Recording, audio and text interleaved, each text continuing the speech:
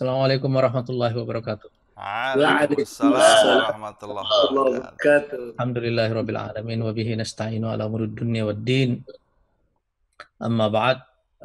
Pertama-tama saya ingin mengucapkan selamat bergabung dulu kepada para narasumber kita, khususnya Kiai Haji Dr. Honoris Causa Syekh Muhyiddin. Ini yang kedua apa tiga kali? Saya lupa itu. Mungkin ketiga kali atau kedua kali. Iya, ya. Ini selama pandemi kemarin beberapa kali kita undang beliau nih. Masya Allah. Yang kedua, Kiai Haji Muhammad Zaitun Rasmin, Syekh Zaitun. Hayak. Masya Allah. Sehat, sehat semua ya. Sehat Alhamdulillah. Antum sehat Alhamdulillah. Ustaz. Alhamdulillah sehat. Barakallahu fikum. Yang ketiga ini sebenarnya orang dalam nih karena ini wakil ketua bidang narasi di Partai Gerindra. Oh, mantap. Insider ini. Ya, Kang Irfandi ini. Ya. Nah, ini yang cukup produktif menulis banyak hal dan salah satunya di bidang kepemimpinan. Jadi kita sekarang ini dalam musim perayaan Maulid Nabi Muhammad SAW, Sallallahu alaihi wasallam.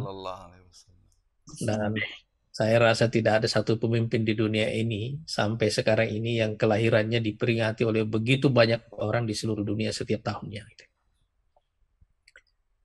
Dan salah satu yang paling menarik dari perjalanan hidup beliau adalah bahwa pengikut Rasulullah SAW, termasuk kita ini ya, ngezoom sore hari ini, jumlahnya jauh lebih banyak dibanding ketika beliau hidup.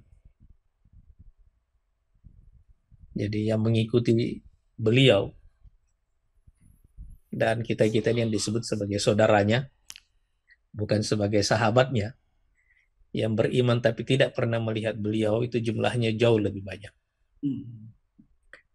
Tapi apa yang penting dalam konteks kita pada saat ini, terutama karena kita sedang dilanda oleh krisis sistemik,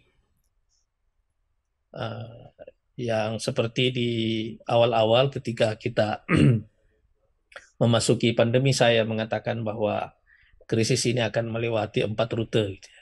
Ini ada pandemi, kemudian krisis ekonomi, kemudian akan ada krisis sosial, dan kemudian akan ada krisis politik, dan ini bisa berujung dengan perang besar. Dan sekarang ini satu persatu dari rute ini kita lewati, dan hampir setiap hari sekarang ini disebabkan oleh krisis ini, kita mulai mendengarkan jauh lebih sering daripada sebelumnya tentang ancaman perang nuklir. Dalam sejarah modern, perang adalah model penyelesaian terhadap krisis ekonomi yang tidak bisa diselesaikan dengan cara ekonomi. Dan kita juga melihat sekarang ini krisis ekonomi ini lebih banyak disebabkan oleh juga faktor non-ekonomi. Di tengah-tengah krisis ini kita teringat kepada Rasulullah SAW yang juga lahir di tengah krisis.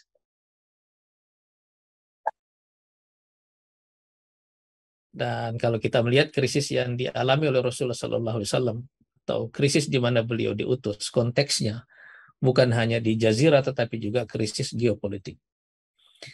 Jadi kalau ada satu pelajaran yang paling penting untuk kita pelajari dari Rasulullah SAW dan kita teladani adalah bagaimana Rasulullah SAW memimpin di tengah krisis.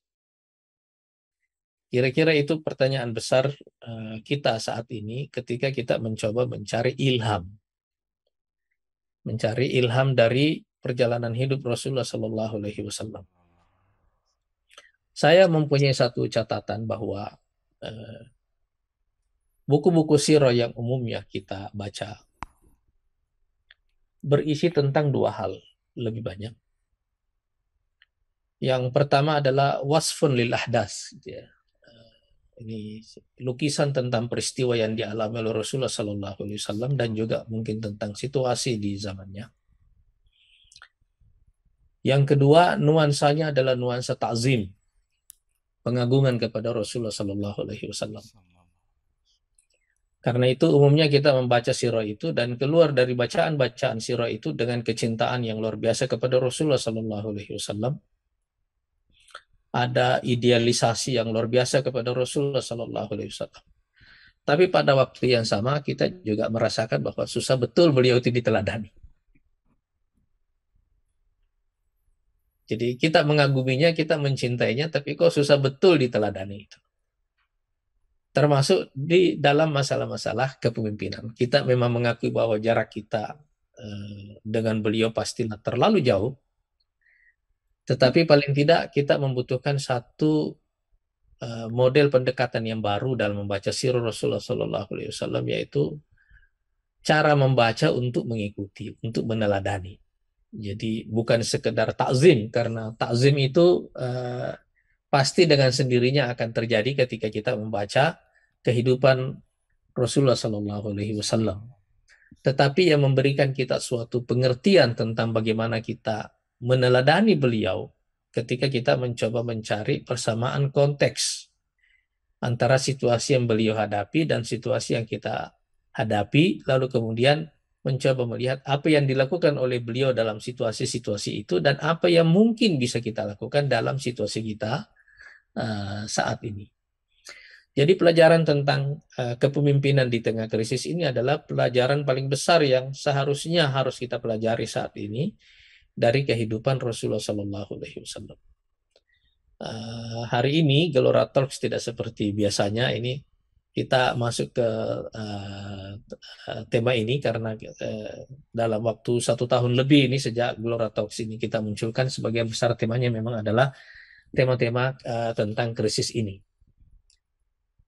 Khususnya krisis geopolitik, krisis sistemik yang sekarang sedang kita hadapi.